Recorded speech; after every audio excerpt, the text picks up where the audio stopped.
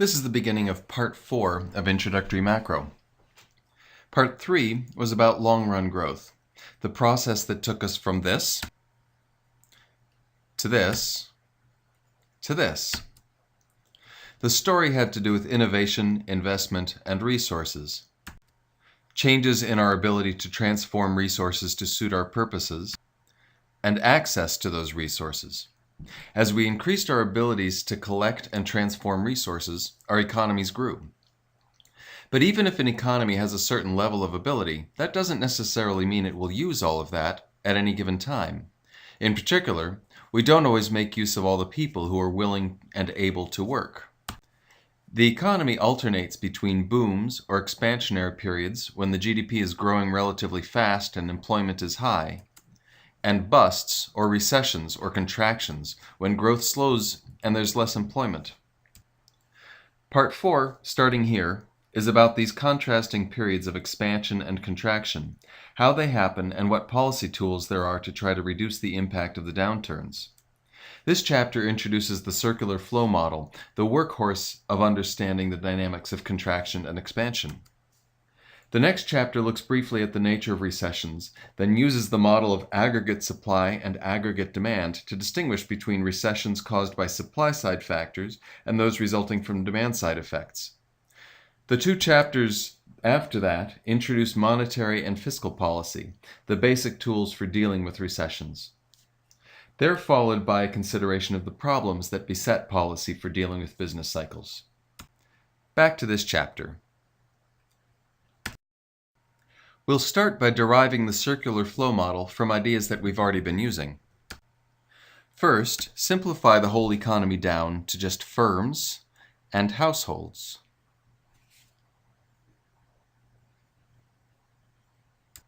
Then shift them around to build up a new diagram. Households sell their labor to firms and receive wages. Firms sell goods and services to households and receive the money that households spend on consumption. To clean up the diagram, take away the physical flows of labor and goods and services, leaving just the flows of money. But remember, the physical stuff is still there, even if we're focusing on the money. Now we have financial markets. That's banks, stock markets, bond markets, mutual funds, all these institutions taken together. They collect people's savings and make credit available. There's a flow of savings from households to financial markets, and there's a flow of loans made by financial markets to fund investment expenditure. Remember that investment expenditure is spending money to build physical capital. The flow is to firms because if you're going to build a factory, you have to buy steel, cement, and so on to build it. The next addition is government, which pays for roads, builds schools, buys military equipment, and the like. This is government expenditure. It also pays households who are government employees, such as soldiers, school teachers, police officers, but we don't show those arrows to keep things from getting cluttered. In addition, it pays households in the form of welfare, social security, and so on, but those can be thought of as negative taxes. It collects money from households in the form of taxes. Of course, no economy is isolated from the world. Money leaves the economy to pay for imports. It's shown coming out of households since many imports end up in their hands, but they are usually passed through firms that do the actual importing. Money comes into the economy when foreigners pay for our exports, and this is shown as a flow of money into firms from outside the circular flow. We can use this diagram to revisit the idea of aggregate demand from Part 2. Aggregate demand is the sum of all final expenditure in the economy: consumption, investment, government expenditure, and exports minus imports. Note that this is the same stuff that GDP is made out of. Most textbooks have a picture more or less like this, depicting the circular flow, and it's a useful model for understanding financial flows in the economy, as the rest of this chapter will get into. But note that this diagram is not a representation of the whole economy. It's only a representation of the flow of money or purchasing power. As Part 1 laid out, the economy is ultimately a physical process, in which people use labor and capital to transform resources to suit their needs and desires. The flows of purchasing power are a major part of how that physical activity is coordinated and controlled, and understanding those flows is crucial for understanding macroeconomics. But those flows derive their meaning from the underlying physical processes that they control. And the standard circular flow model is just a redrawing of those coordinating flows with some new details added in to focus our attention on particular aspects of the economy's financial side. Our first application of the model will be to understand how shocks to the economy get amplified. There are various shocks that can hit the economy. There can be changes in exports or imports. There can be changes in behavior of firms or consumers. A positive shock to the economy is an increase in one of the money flows. In this diagram, it's an increase in business confidence, which causes an increase in investment expenditure. So firms have more business, so they hire more people. So households have more income, so they spend more on consumption. So firms have more business, so they hire more people. And the increase in expenditure spreads through the economy as a whole, amplifying the initial impact. A negative shock works the other way. In this diagram, households cut back on expenditure, so firms have less business. So they eliminate some employees, so households have less income. So they spend less on consumption, so firms have less business. And as with the positive shock, the effect spreads throughout the economy, amplifying the negative effect. The last part of this chapter is to understand how expenditure can vary. If you remember back to the depiction of aggregate supply and aggregate demand in Part 2, one of the things that could happen in that framework is that aggregate demand could increase, moving the curve to the right, or decrease, moving the curve to the left. But when you look at the circular flow model, it's not clear how that can happen.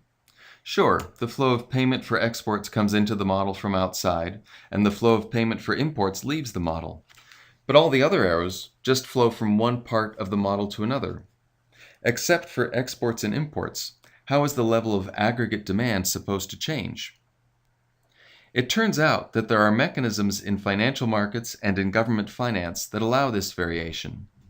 Aggregate demand can vary even without foreign trade, because the flows coming out of financial markets and government don't have to be the same as the flows coming into them. Start by focusing on the financial markets and what generates the flows coming out of them.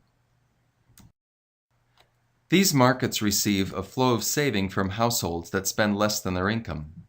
Some of that goes to buy existing assets, any of the various things that people use as a way of storing financial wealth.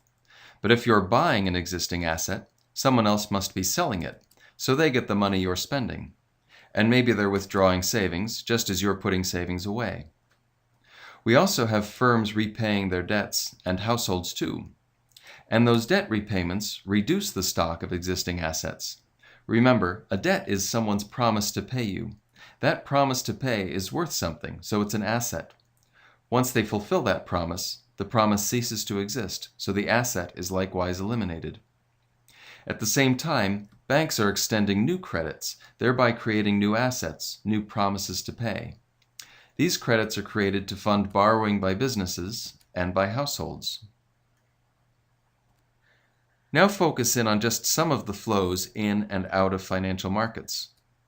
The first thing to note here is that the creation of new debt doesn't have to equal the repayment of old debt. Credit creation can run ahead of repayment, in which case new money is being created and, usually, spent. Or credit creation can be slow, so more money is flowing into financial markets than is leaving it. There can also be large fluctuations in the prices of assets, two recent examples being the bubbles in technology stocks in the late 1990s and the housing bubble in the middle of the 2000s. When demand for these assets rises, pushing up their prices, asset holders can use that wealth as collateral for loans, encouraging banks to open the lending spigot a little wider. The takeaway is that aggregate flows into financial markets don't have to equal aggregate flows out of them. The other source of flexibility in aggregate demand within the domestic economy is the financing of the government. Governments get revenues from taxes, and they have their expenditures. They also borrow from financial markets by selling bonds, which are promises to pay, and they pay back the borrowed sums with interest. If the national government wants to increase its expenditures without increasing tax revenues, there are a few things it can do. One option is to literally print money. Remember that state-issued money has value not because of any intrinsic value, but because it's valid for satisfying tax obligations, so the government can simply create more of that. Of course, there's some level of printing which will flood the market and undermine the value of state-issued money, resulting in inflation. But there's a moderate level of printing that should have minimal inflationary impact. The other path is to borrow. Rather than raising taxes or printing money, the government can get other entities in the economy to lend it some money already in existence. It issues bonds and sells them through the financial markets. It receives money in return and uses that for government expenditure. Of course, if I'm not lending my money to the government, I'm doing something else with it. So it might seem that the government can't increase aggregate expenditure by borrowing. If the government borrows money from me, then it spends more, but I spend less. But that assumes that if I didn't lend to the government, I would be spending that same amount of money myself. But I don't have to do that. It could just be sitting in the bank. At any rate, we already know that the total sum of purchasing power isn't fixed because the financial markets can create money out of thin air. So when the government borrows, it doesn't necessarily cut into what others spend one for one. In a modern economy, there's a version of borrowing that's a lot like printing money. Remember that part of the financial system is the central bank. One of the things the central bank can do is arbitrarily create reserve deposits for its member banks.